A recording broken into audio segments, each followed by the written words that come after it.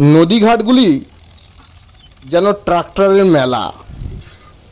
আসানসোলের কুলটি থানার শাকতরিয়া ফাঁড়ির অন্তর্গত ডিসেরগড় নদীঘাটে রক্তাও হডনালা এলাকা থেকে অবৈধভাবে বালি তুললে ট্রাক্টর ও অটোতে করে বালি পাচারের অভিযোগ উঠছে।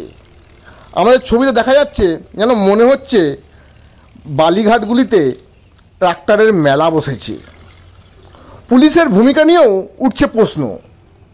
আর এই অবৈধ বালি পাচার বন্ধের দাবি করলেন কুলটি বিজেপি নেতা টিঙ্কু বার্মা। টিঙ্কু বার্মা বলেন, লোকসভা নির্বাচন বিধি লাগু হয়ে গিয়েছে, আর তাও কি করে পুলিশ এই অবৈধ কাজকে কি করে অনুমতি দিয়েছে সেটা প্রশ্নের ব্যাপার আছে। আমরা বিষয়টি নিয়ে নির্বাচন কমিশনকে জানাবো এবং পুলিশ প্রশাসনকে অনুরোধ করব অবৈধ কাজকর্ম বন্ধ করার জন্য। অপরদিকে তৃণমূল কংগ্রেসের নেতা বিমান আচার্য বলেন, বিজেপি তো অভিযোগ পদে পদে করছে, বিষয়টি আমার জানা নেই। তবে তিনি এও বলেন, পুলিশকে বলবো তদন্ত করে বিষয়টি সঠিক হলে অবিলম্বে বন্ধ করে দিতে। গ্রামাঞ্চল শিল্পাঞ্চলের খবর, ব্যুরো রিপোর্ট।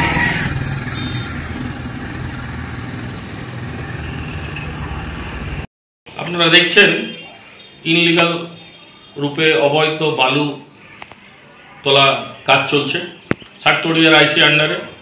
আপনারা ডিসেরগড় ঘাটের কাছে হাতিনল রক্তার থেকে বালুগুলোকে উপরে ট্র্যাক্টর আর অটোর মাধ্যম থেকে আনা হচ্ছে, টোটোর মাধ্যম থেকে, আর তুলসী হিলের কাছে স্টক করা হচ্ছে। আর স্টক করে ওখান থেকে রাত্রে দিনের কন্টিনিউ ইনলিগাল বালু, অবৈধ বালু প্রচার করা হচ্ছে।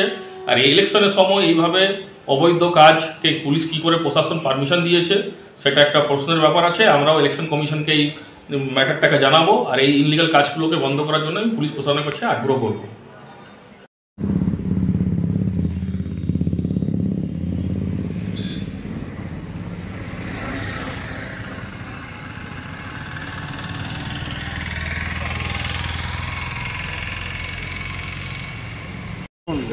বিজেপির অভিযোগ তখন পদে পদে করছে, কিন্তু আমাকেও দেখতে হবে।